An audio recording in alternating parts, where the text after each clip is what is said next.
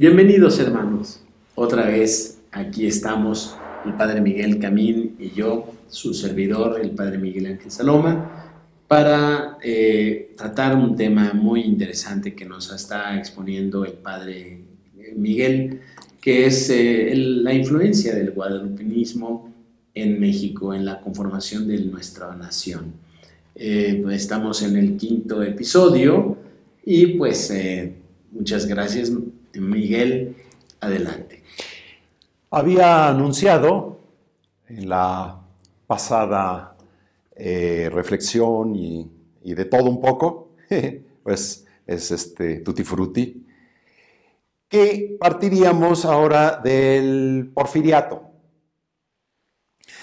En el 5 de mayo de 1877, Porfirio Díaz llega a la presidencia y va a durar hasta el 25 de mayo de 1915. Perdón, hasta 1911. Entonces, ¿qué relación hubo en el porfiriato con la iglesia, por un lado, y con el guadalupanismo? Las relaciones con la iglesia siempre habían sido muy tensas, especialmente desde la época de Juárez, la amortización de los bienes del clero, la situación tan difícil que se dio aún en el imperio, en el Segundo Imperio, porque hay un dato bien curioso. Con Maximiliano, algunos obispos, claro, en ese entonces no había tantos obispos en México, algunos obispos estaban de acuerdo con él, pero curiosamente el arzobispo de México nunca estuvo de acuerdo con Maximiliano, nunca. O sea, lo vio muy de lejecitos, etc. Como que el arzobispo pensaba e intuía que eso no iba a ser muy duradero. Entonces hubo así como que una distancia. Ahora, Porfirio Díaz vivió, pues fue seminarista para empezar, como todos. El mismo Juárez fue seminarista. Todos los liberales pasaron por el seminario, estuvieron en el seminario, en fin, estudiaron filosofía, estudiaron algo de teología. Estas situaciones tan raras y tan curiosas que van pasando en la historia de las personas y de México y repercutiendo, ¿no? Definitivamente. Se toman después clericalismos muy exagerados y luego se toman contraclericalismos muy exagerados y pues todo es simplemente, llanamente, situaciones de la mentalidad de la época. Hoy tratamos de evitar también todas esas confrontaciones raras y extrañas que nunca nos llevan a nada, que no son convenientes, que no son buenas. Pero pues las gentes del 19 como que así pensaban. Porfirio Díaz entonces tuvo sobre todo una gran ruptura con la iglesia a partir de que se casa con una sobrina y además que es con la que tiene sus hijos y todo esto. Pero pues esta mujer al final va a morir. Y el arzobispo de México lo ayuda, asiste a esta mujer en estado crítico, ya de salud, se casan, lo reconcilia, etc. No hay que olvidar también que todos los que juraron la Constitución de 1857 estaban excomulgados. Le levanta la excomunión, porque de alguna manera Porfirio Díaz abjura de la Constitución. Pues entre como fue él, ¿verdad? Entre como que sí, como que no, como que aquí, como que allá. Sí, o sea, fue un hombre bien curioso porque él gobernó a su manera. Prescindió de las leyes de reforma, prescindió de la Constitución del 57. Casi que él hizo sus leyes. Y todo eso, y es bien, por eso es bien interesante el porfiriato, entenderlo, descubrirlo, verlo. Y llegó el momento en que efectivamente se sintió como alguien imprescindible. Recuerden que nadie somos imprescindibles en este mundo. Necesarios sí, pero imprescindibles no. Yo cuando estudio siempre la historia de México, veo todo esto, releo, en fin, y digo, si no se hubiera presentado a la última elección, si en ese momento hubiera renunciado, bueno, simplemente se acababa su periodo, se hubiera retirado en gloria y majestad, no estuviera enterrado en París, estuviera enterrado en la Soledad de Oaxaca, la Basílica de la Soledad de Oaxaca, como era su anhelo, y además como se lo dijo a Carmelita Romero Rubio, pero pues no sé, más de 100 años y no se puede. En fin, hubiera sido otra historia. Y lo más difícil, que se hubieran evitado tantas muertes.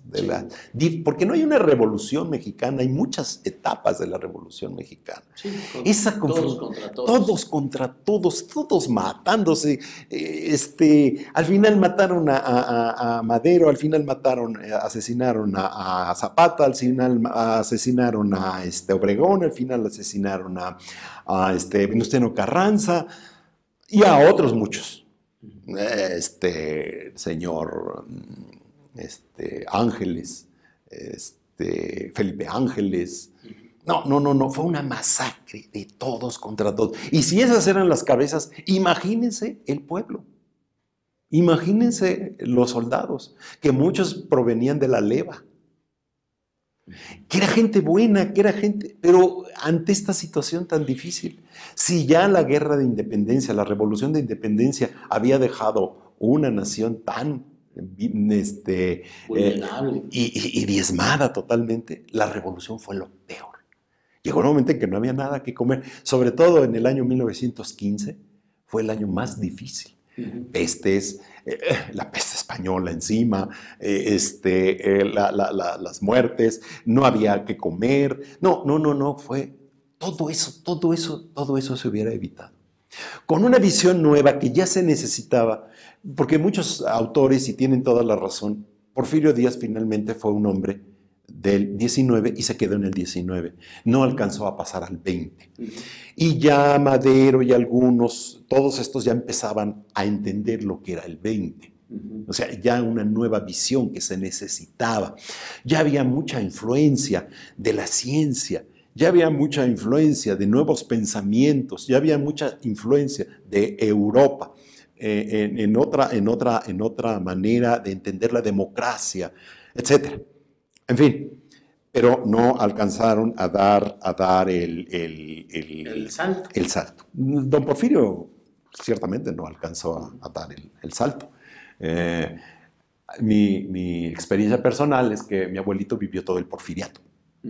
Entonces, lo alcanzó así todo desde el principio. Su primer hijo nació en 1910, exactamente el año de la revolución, pues entonces, y ya vivía, y ya tenía 20 y tantos años, pues entonces así, ya se muere acá como de 90, y entonces me platicaba todo, todo lo que pasaba. De ahí me vino la afición a toda esta cuestión de la historia, definitivamente. Y entonces, a partir de que don Porfirio se reconcilia con la iglesia, comienza otra vez una etapa nueva para la vida de la iglesia. Comienzan a entrar las comunidades que educan a los niños y a los jóvenes, las comunidades francesas y españolas. Se comienzan a construir muchas iglesias.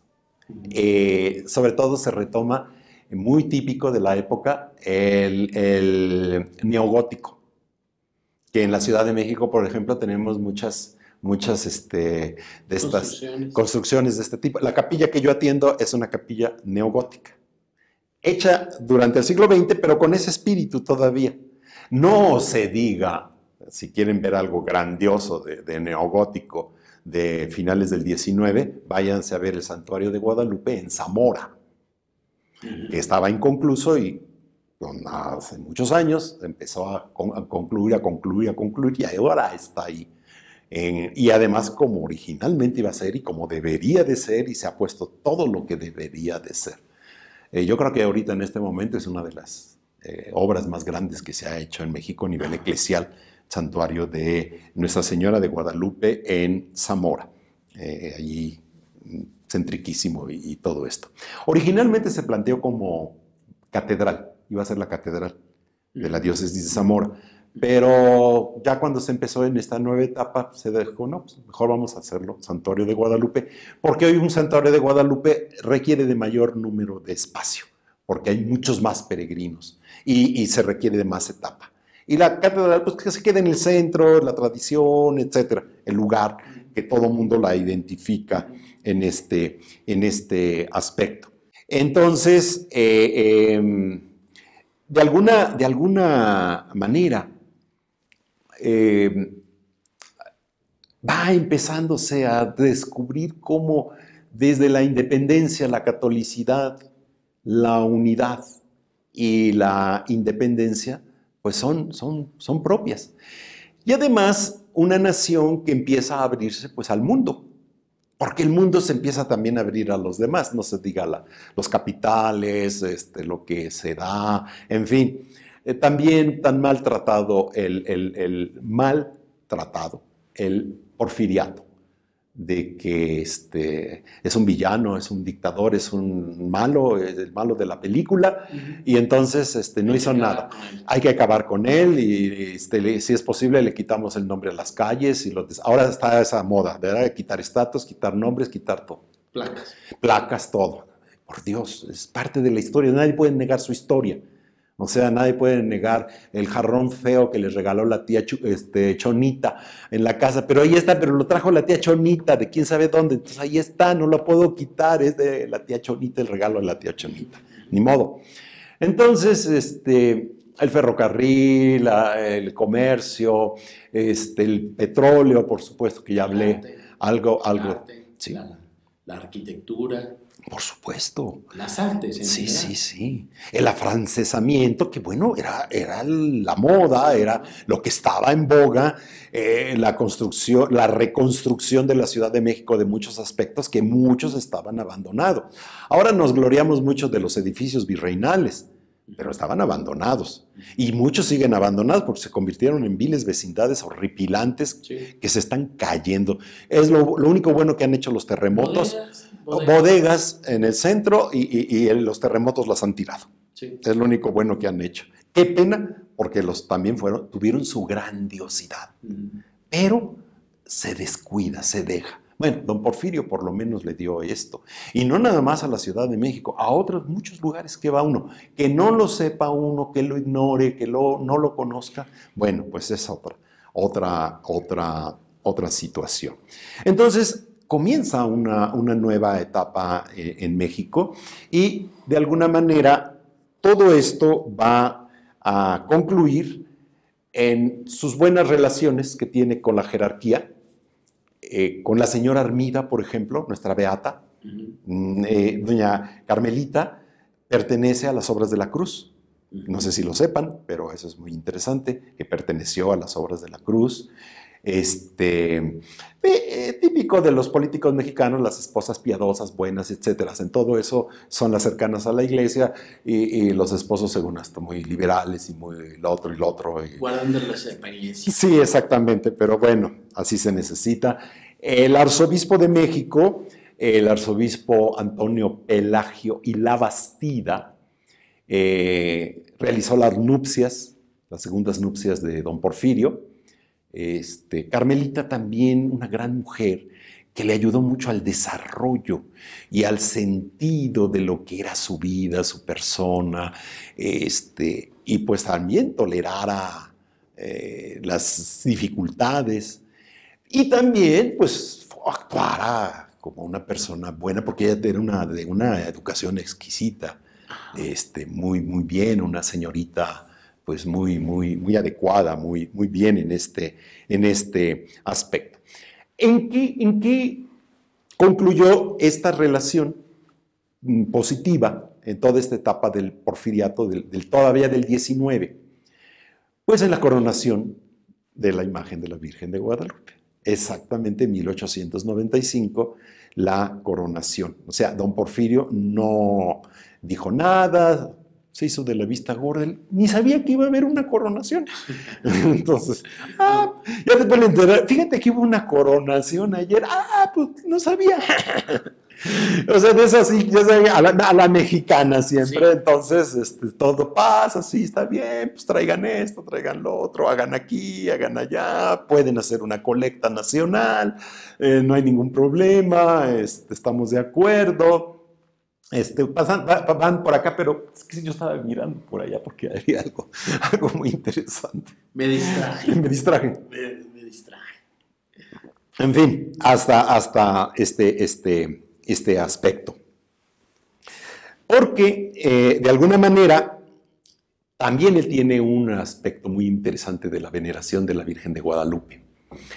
En el centenario, ¿qué pasa? Ya después de la coronación, por supuesto. En el centenario De la de independencia. la independencia, el primer estandarte que sale en el desfile, que desfila en el centenario, es el de la Virgen de Guadalupe de Hidalgo. El que les decía, el original, que les decía que está en Chapultepec, en Castillo de Chapultepec, que originalmente... Miravalle. Exactamente, en Miravalle, efectivamente, en Miravalle. Ya aprendí eso. Sí, Castillo de Miravalle.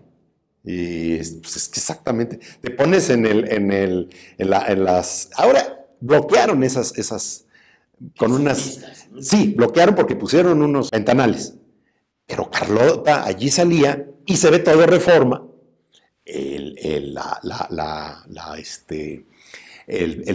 La avenida inspirada en los Campos Elíseos, no cualquiera, la avenida de los emperadores, que así estuvo planteado originalmente, y se veía venir el carruaje de Maximiliano. O sea, por eso se veía todo el valle. Si ahora se ve como se ve, hermoso, con los árboles y todo, y Reforma y todo, claro, pues cómo no se vería en aquel entonces. Es interesantísimo. Y entonces desfila el primer estandarte abriendo, porque es el centenario de la independencia, el estandarte de la Virgen de Guadalupe. Y cuando pasa frente a don Porfirio se cuadra. Don Porfirio saluda a la guadalupana con el saludo militar. No hay que olvidar que las tropas insurgentes la proclamaron la generala de la independencia. Tenemos varias generalas también aquí. Es que digan que nunca la iglesia ha hecho por las mujeres y todo. Es mentira, siempre ha habido promoción de las mujeres y de la Virgen María y de todo aquello. Entonces, era capitana también, fue capitana. Creo que tiene título de capitana de la Marina y toda la cuestión. Tiene un montón de títulos. Y, pues, lógico, todos los generales y todos los militares, todo, se cuadran ante la imagen de Guadalupe. Entonces, ¿qué quiere? Volvemos a la lectura de todos estos acontecimientos. No podemos disociar la historia de México del hecho guadalupano. Está profundamente correlacionada. Y si el presidente de México, pues aunque ya estaba viejito en ese entonces, lo que quieran, no estaba chocheando. Estaba en sus cabales, porque preparó perfectamente muy bien las fiestas del centenario, más todas las obras que se hicieron, más en fin, todo lo que hubo, más lo que nos regalaron, el reloj de ahí de los otomanos, que casi nadie conoce, frente al colegio de niñas, porque ahí estaba cerquita su casa, de don Porfirio. Ya. Ahí en lo que es ahora la calle de Venustiano Carranza, que se llamaba la calle, creo, de La Paz, me parece. Allí estaba la casa de don Porfirio, como a la mitad. Ahora es un vil estacionamiento. No me digas. En México todo se destruye, todo se acaba, quieren borrar todo, creen que con ellos comienza todo. Ayer se oía mucho de eso. Es que ya no es igual que antes, ya esto es nuevo. No hay nada nuevo bajo el sol, dice la escritura. Ya no, ¿cómo que no? Sí, y entonces sí destruimos las raíces, sí quitamos las raíces, sí borramos, sí quitamos las estatuas, sí quitamos las inscripciones. ¿Qué nos queda? Nada.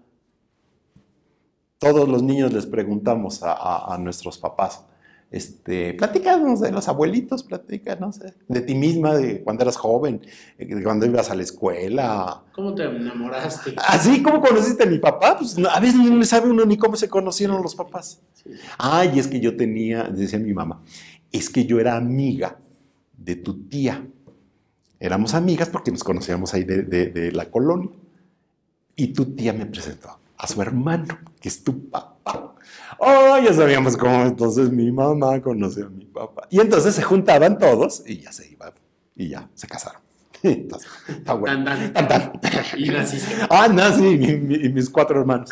Entonces, así estuvo la historia. Definitivamente, ¿no? Pues eso es lo que pasa y sucede. Y sin historia, no, ya no es nada igual que antes. Comencé diciendo que vivimos con glorias y con miserias. Sí. Y aceptamos las glorias y las miserias. Entonces, este hecho que don Porfirio se haya cuadrado delante del estandarte de la Virgen de Guadalupe se va quedando otra vez en la vena del pueblo. Empieza la revolución y sobre todo hay un grupo que toma la bandera de la Virgen de Guadalupe, que va a ser la bandera exactamente, curiosamente, de los más pobres, que van a ser los zapatistas. O sea, ellos van a traer en el sombrero a la imagen de Guadalupe. Ya los juaristas en la guerra de Reforma, Juárez nunca fue antiguadalupano, era anticlerical, ya traían a la Virgen de Guadalupe en el sombrero también. No era novedad. Entonces, y además es algo bien interesante que Zapata, a mí en lo personal me cae muy bien Zapata, se me hace un hombre tan interesante en su concepción que tiene, porque dicen, miren, aquí están los títulos que nos dio el rey, de las tierras y de todo aquello. De modo que esto es nuestro, esto es de tal pueblo, esto es de tal esto es de tal... ya era un hombre del siglo XX en ese aspecto, ya también buscando la justicia, buscando esto, buscando lo otro. No trataban de no confrontarlo, al contrario, todos se fueron encima de ellos. O sea, los querían dejar fuera de la convención de 1914 de Aguascalientes. Les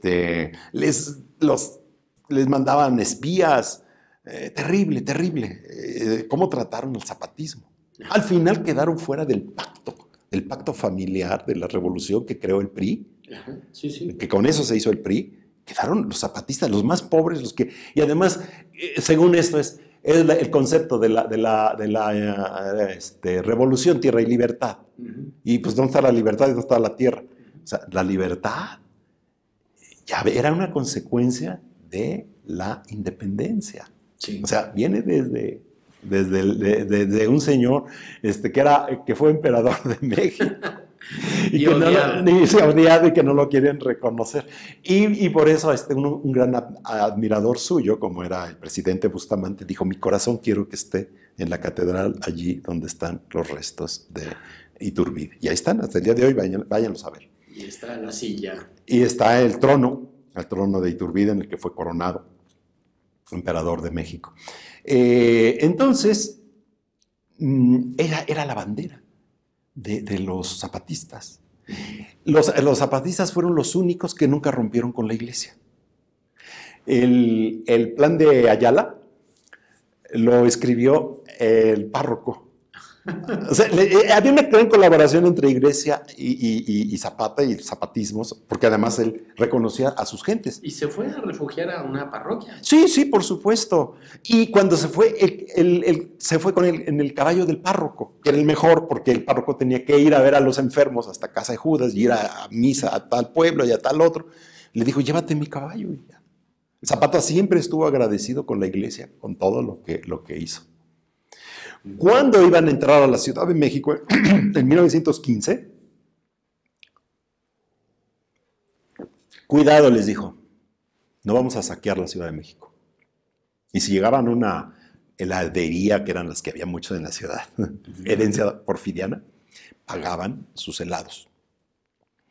Entraron, la marcha triunfal de los zapatistas era con la Virgen de Guadalupe.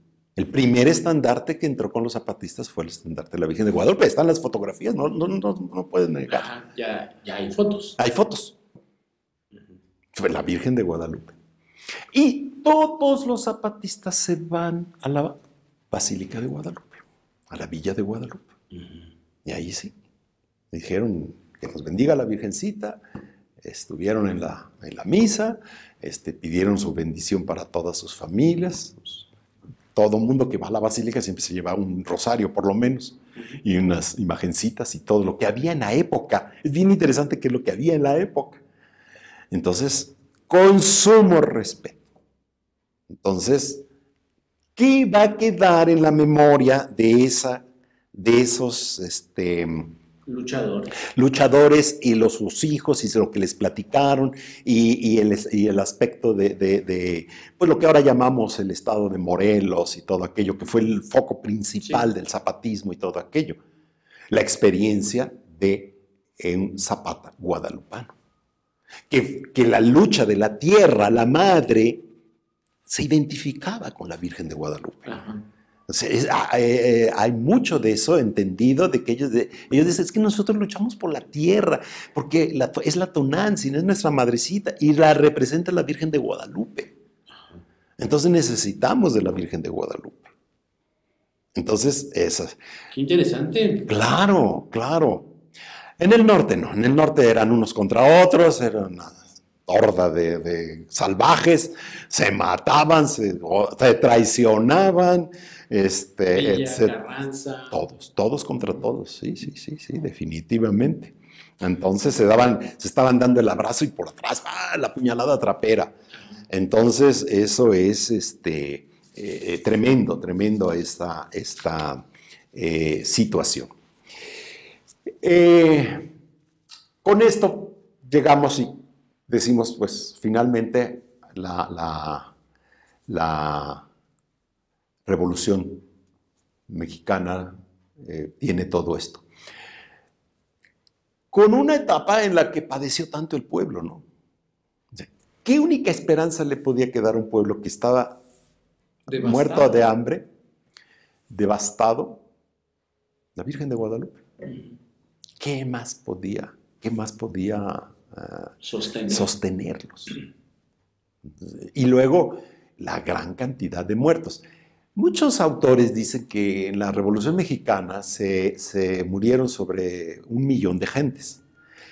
Pero esa cifra, yo le he escuchado a gente, a historiadores, muy bien documentados, muy bien instruidos, que no es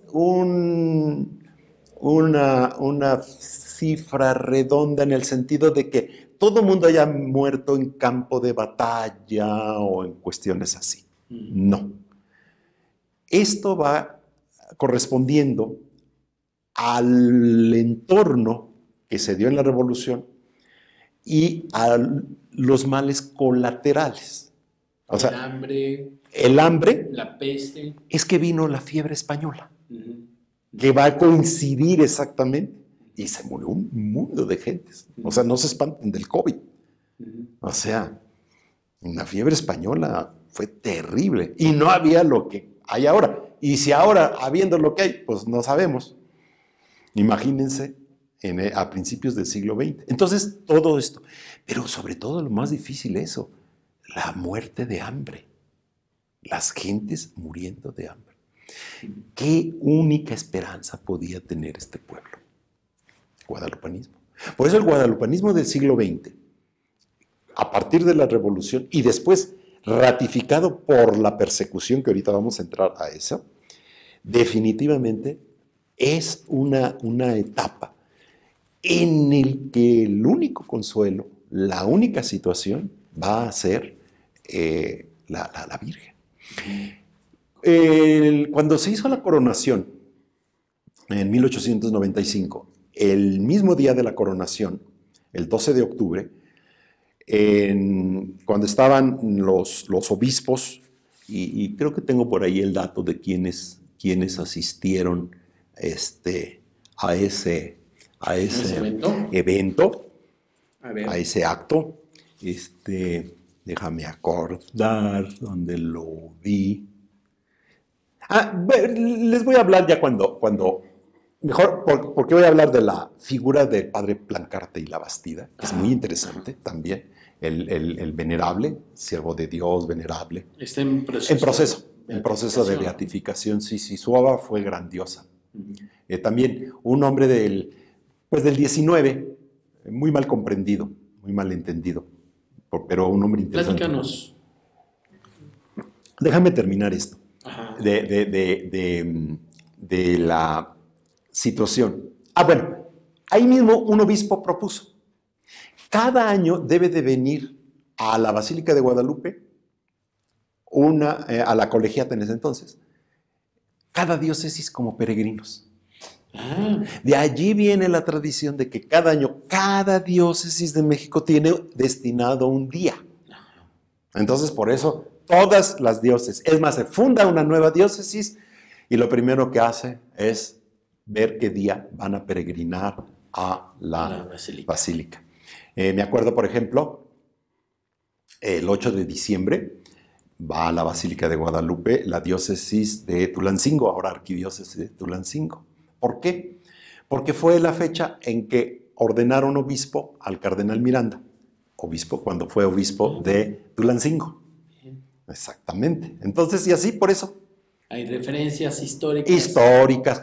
Se mueven las fechas, se cambian por algún acontecimiento, en fin, sobre todo las nuevas. Las más antiguas, los primeros que se llenaron fueron los días 12. Ajá. El 12 de enero, la Arquidiócesis de México. 12 de febrero, la Arquidiócesis de Puebla. 12 de marzo no hay porque es ordinariamente Semana Santa. 12 de abril era Veracruz, que ahora es Jalapa. Y así van cada día 12. Yucatán, Durango, Jalisco, sí, todos. Guadalajara, la Arquidiócesis de Guadalajara. En fin. Y esas peregrinaciones eran de veras para estar frente a la madre, para sentir la protección de la madre. Todo estaba destruido, todo estaba devastado, todos divididos uno contra otro. La Constitución del 17 no fue una varita mágica que haya arreglado a México. No. Fue terrible en ese sentido, en ese aspecto, todas estas cuestiones. Bien. Entonces entramos al padre La Bastida. ¿Qué pasa? Meto un poquito la historia de la coronación. Ya les hablé de Lorenzo Boturini, sí. Esquina con... Fray Cervantes. Sí, genial. Sí. Qué genial. Con Troncoso. Efectivamente. Y entonces, ¿qué es lo que pasa? En 1886, la historia es lenta, la vida de la iglesia también es lenta. Más lenta. Más lenta todavía. La historia es lenta y la historia de la iglesia. Claro, es que la iglesia es eterna, no se les olvide, la iglesia es eterna. Tenemos todo el tiempo del mundo. Las cosas en palacio van despacio. Decía, ese es un dicho que se inventó aquí en la época del virreinato. Es un dicho muy mexicano, se inventó en el virreinato mexicano. El 2 de julio de 1886 se retoma la idea de que había tenido el varón Lorenzo Boturini de coronar a la Virgen de Guadalupe. La idea de Lorenzo Boturini se perdió. Pero el arzobispo, don Pelagio La Bastida, retoma la idea, dice, bueno, es que ya habíamos pensado esto, ya se había realizado esta investigación, etcétera, ¿qué podemos hacer? Y se lo platica a sus compadres, al arzobispo de Guadalajara, Pedro Loza, y al arzobispo de Morelia, Ignacio Arrieta. Escriben una carta en conjunto al Papa León XIII pidiendo la coronación de la Virgen de Guadalupe en base a todo lo que Boturini ya había realizado. La respuesta es inmediata y favorable. Corónese con corona de oro. Porque además había categorías de coronas. No cualquiera. Pues imagínate. No era de bronce ni No, la Virgen de Guadalupe. Después, en el marco sí se va a sintetizar los tres de metales más apreciados, preciosos. Oro, bronce y plata. Sobre todo la plata, porque es representación de México. De México. Representa México, la plata. ¿Cómo también todos esos simbolismos están metidos en nuestra entraña, en nuestra idea? ¿El marco actual es el mismo? Es el mismo de la colegiata de la coronación. Ahorita les platico cómo se hizo. Sí. Nada más una nota al calce en el virreinato. El oro de Santa María Maggiore, de la Basílica de Santa María Maggiore, el techo, el artesonado. El artesonado del teto es oro de México. Ajá, sí. Para que lo sepamos, porque luego a veces no saben. Bien, y el 8 de febrero de 1887, o sea, inmediatamente al siguiente febrero, viene la respuesta del Papa: hágase, fiat, corónese, realícese pues la coronación. Se pensó que fuera la coronación el 12 de diciembre de 1887. Y nada más cuando llegó la respuesta del Papa con corona de oro, se dijo, pero el arzobispo de México, o sea, que la corone el arzobispo de México, pero se haga valer de otro obispo de la nación o de otra parte. Entonces, ya después vamos a ver qué pasó. Y se dieron cuenta que para el hecho de la coronación, en la situación que estaba la colegiata, pues no era adecuado. Había que adecuar la colegiata, arreglarla. Por un lado, entonces, la colegiata, porque pues ya es como todo, cuando no le mete uno dinero y arreglo a tu casa y a todo lo demás, viene el deterioro. La gente del siglo XX, de finales del siglo XX, bueno, pues conocimos una Basílica de Guadalupe en bastante deterioro. Los muy chavitos, pues no los conocieron, pero los de los años, que nacimos en los años 50 y fuimos niños en los 60, 70, pues vimos como la Basílica de Guadalupe. Por eso se necesitaba una nueva Basílica de Guadalupe. Sí. Entonces, ahora está muy bonita, ¿no? Sí, ya, pero que ya se rearregló y todo aquello. Fue obra de romanos también. En fin, después del terremoto del 85. Algo bueno nos dejan los terremotos en la Ciudad de México. Entonces... Estamos hablando antes de la Revolución. Sí, antes de la Revolución. 1887. Dice, no, pues tenemos que arreglarla de todos modos. Entonces, eran tres cuestiones que había que resolver. Arreglo de la colegiata, hacer la colecta para ese arreglo, pero hacer la colecta para la corona. No le iban a poner cualquier corona que fueran a comprar al centro, no al centro, ahí donde hay chinos. Sí, o a los chinos. No, qué horror, no, ¿cómo crees? ¿Qué dirían mis tías ricas? No, por Dios, así, con el monóculo. Oh, no, como dijeron el padre Mazzocco, exactamente. Es de felicísima memoria. Paz descanse. Sí, entonces no. Vamos a hacer toda esta cuestión. Ya en 1857, el Papa Benedicto XIV había nombrado a la Virgen de Guadalupe patrona de España, de la Nueva España.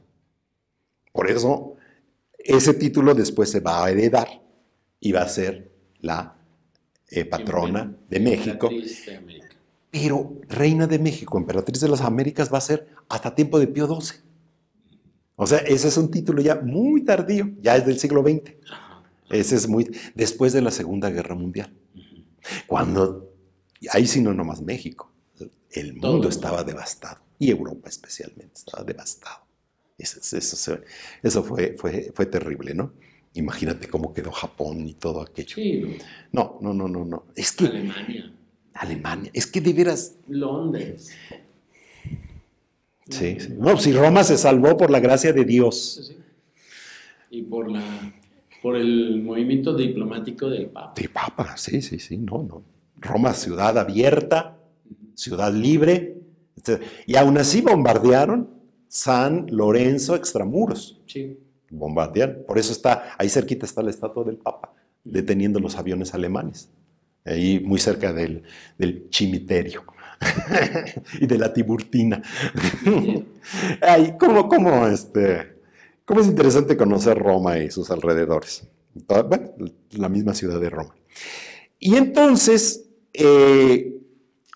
cuando dicen, pues vamos a arreglar la colegiata, ahí es cuando entra en acción el padre Plancarte y la Bastida.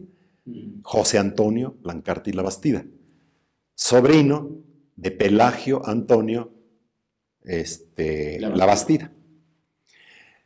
Y le encargan la obra. Él era un hombre muy interesante, estudiado en Europa, en Inglaterra, en Roma, conocido perfectamente de Roma, del arte, la mentalidad de la época. Él construyó también después la iglesia de San Felipe de Jesús, ahí en la calle de Madero, en el centro, donde está enterrado el padre Félix de Jesús Ruggier, también siervo de Dios. San Felipe. San Felipe. La iglesia expiatoria nacional, después de la persecución, tomó esta característica. Entonces, el padre Plancarte dice, pues sí necesitamos hacer una obra grande. Lo primero es agrandar el coro, porque el coro estaba a la manera de la catedral al centro. Entonces se pasó a la parte de atrás con una sillería adecuada. Vamos a hacer un baldaquino, que es la parte central, donde se colocó la imagen de Guadalupe, que hasta el día de hoy existe. Pero ya no está la Virgen de Guadalupe, está una imagen. No, está Cristo Rey. Está Cristo Rey. Una pintura muy interesante también hecha por Fray Gabriel Chávez de la Mora. Un Cristo Rey interesantísimo. Y un baldaquino que sea más hermoso que el de San Pedro. Wow. No, él tenía sueños. Es que si no piensas en grande, pues ¿para qué? Dice, vamos a decorar, ambientar la iglesia de la colegiata inspirados en San Marcos de Venecia. ¿Tú conoces San Marcos de Venecia? Sí. Bueno, donde el oriente y el occidente se encontraron. La liturgia bizantina, los elementos bizantinos, los colores, el oro, el esplendor, la entrada de la luz, los mosaicos, la luz, los iconos. No. Es que vean bien la Basílica Antigua, los mosaicos que tiene. Ahorita están venidos a menos como señora, como viuda, casa de viuda venida a menos. Sí. Pero va a estar mejor porque poco a poco se está arreglando. Pero los mosaicos son maravillosos. Tiene sibilas. No las recuerdo. En las pechinas. En la cúpula, la misma cúpula de la basílica es maravillosa. Además, exactamente hecha con toda una alegoría guadalupana y todo aquello. El órgano monumental. Sí, eso sí. Es que yo viví de niño en la basílica. Pues era mi lugar. Uh-huh. Atrás de la imagen de la Virgen había otro pequeño coro. Porque porque había el coro solemne y el coro pequeño, donde estaban los libros de coro. Dijo, una iglesia similar a otra iglesia grandiosa, la Trinidad de París. Acuérdate de la Trinidad de París.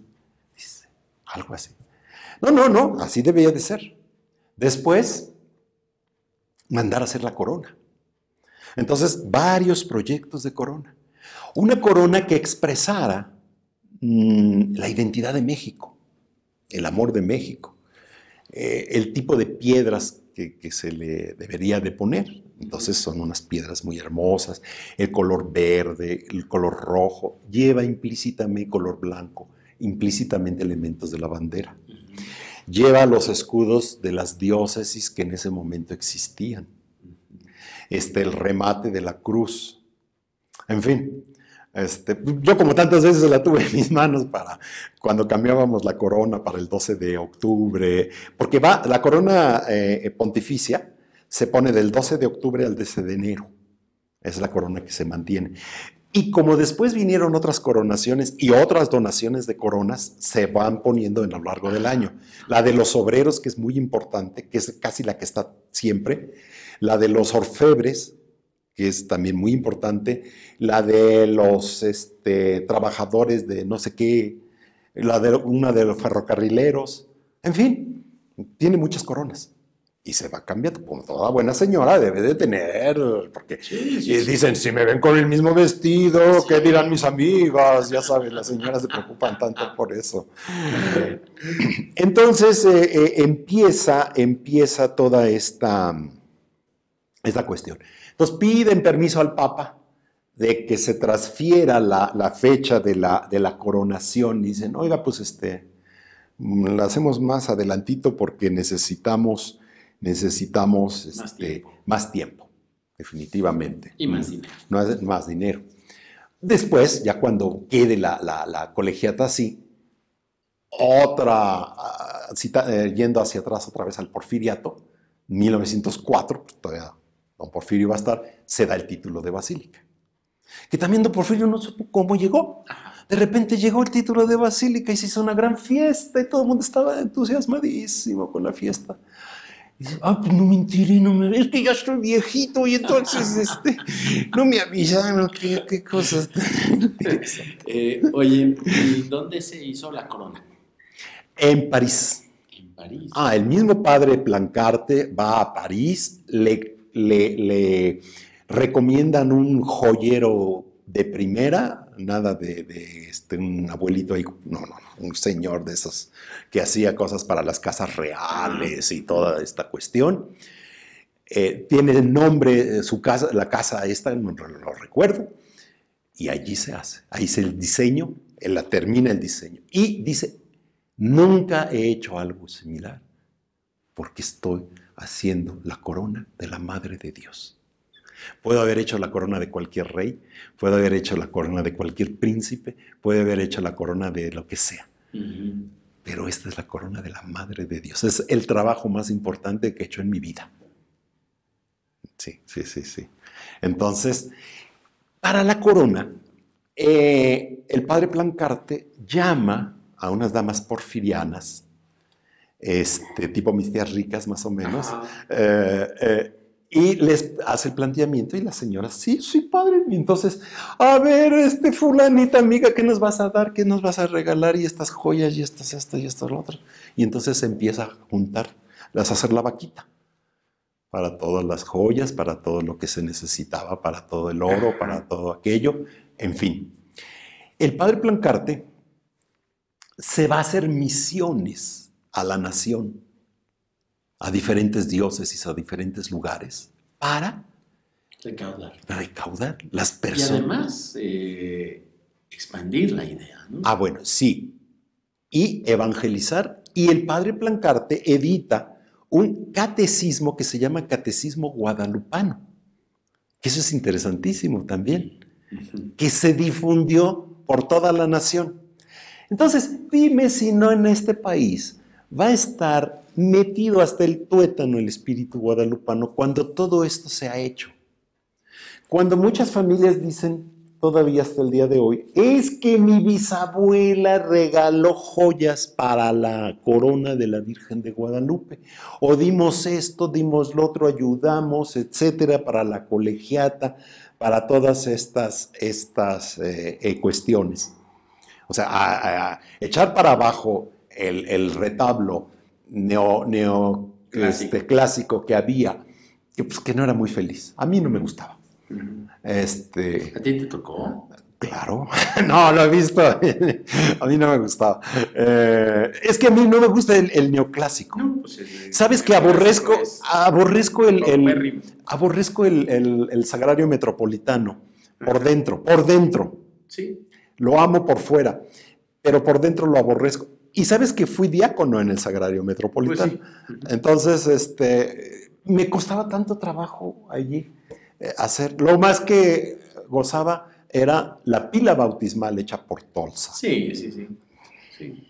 Y pared con un gran monumento. La catedral, imagínate, definitivamente.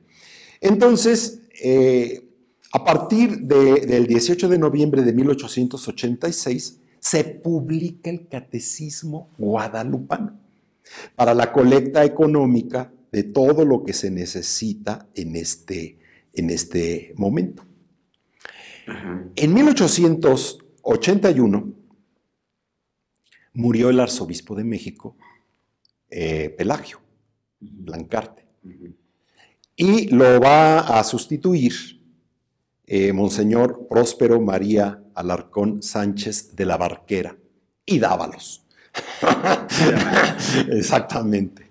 Ese es el arzobispo, que va a ser el arzobispo que finalmente va a coronar a la Virgen de Guadalupe.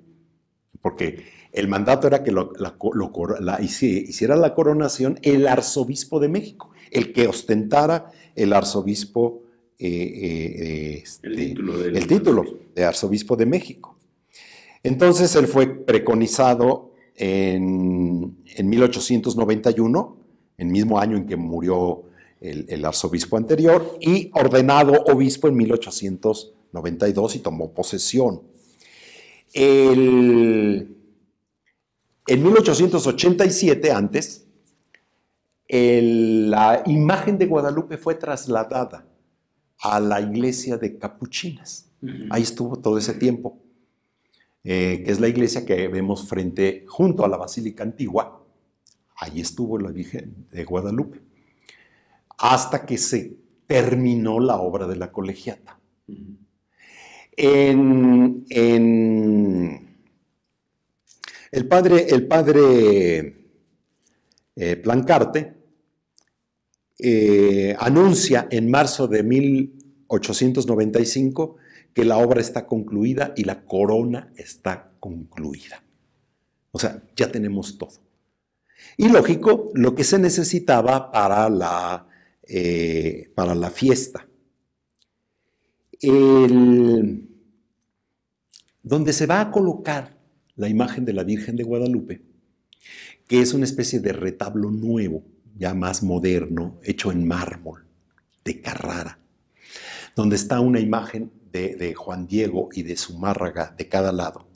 Y se van a colocar exactamente los marcos por los que me preguntabas. Ajá. El marco de bronce, el marco de oro y el marco de plata. El marco de plata es muy bello porque son unas rosas que van alrededor. El marco de oro es un marco que sustenta el marco de plata, y el marco de bronce está atrás para detener el vidrio que preserva a la Virgen de Guadalupe. Así estuvo en la Basílica Antigua. Cuando se trasladó a la Basílica Nueva, se trasladaron los marcos también. Y entonces se colocaron, pero ahora ya no para detenerla, porque la Virgen de Guadalupe tiene otro sistema adentro que la guarda y que está cerrada en una estructura herméticamente cerrada también para que no entren animalitos ni nada y el ayate se cuide, se conserve. Y entonces esos están en la parte de afuera. Y ahí están. Empotrados. Empotrados. Entonces la imagen como que que hace... La imagen, se embona. exactamente, llega de la parte de atrás, donde ya están los marcos y el vidrio, la imagen entra. Y si la quieres guardar para estudios o todo, se hace esto. Sí. Y se guarda en lo que se llama la capilla de los estudios o camerín. El camerín. Exactamente, el famoso camerín. Eso viene desde la arquitectura del tiempo del barroco. También. Si tú vas, por ejemplo, a una iglesia clásica en Tlaxcala, Nuestra Señora de Ocotlán, en la parte de atrás está su camerín. Si vas a Yucatán, Nuestra Señora el santuario de, se llama este pueblito, ¿cómo se llama? Ay, ahorita se me olvida. Atrás está la imagen. Y es más, tienes un riel para correr a la imagen de la Virgen. Izamal. Ahí estuvo el Papa Juan Pablo II después del 92, en el 93, cuando se celebró la llegada del Evangelio a América Latina. Allí se hizo una gran fiesta de los grupos indígenas en toda esa parte. Entonces, la gente estaba entusiasmadísima por la coronación de la Virgen de Guadalupe. Se hicieron grandes peregrinaciones, se hizo muchos cantos, mucha música, en fin. En 1895, en el mismo año de la coronación, pero el 27 de julio, el padre Plancarte, que era el encargado, y fue el encargado de hacer la remoción, de remozar la colegiata, mandar a hacer la corona, conseguir los fondos, etc., fue nombrado abad de Guadalupe y preconizado obispo al mismo tiempo, abad y obispo. Iba a haber un abad obispo. El 8 de septiembre del 1895, tomó posesión de su cargo, pero no fue ordenado obispo. Finalmente ya no lo ordenaron obispo. Y su lema fue: el amor de Cristo nos ha congregado en la unidad. Retomando otra vez a la bandera, a las ideas patrias, al ideal de Iturbide y de Guerrero, la unidad. Por eso, para la fiesta guadalupana de octubre a enero, se pone la bandera de México a los pies de la Virgen de Guadalupe. Lo mismo cuando hay algún acontecimiento, porque el elemento de la unidad sigue vigente, presente. Y presente. Por supuesto. ¿Cuándo se hizo el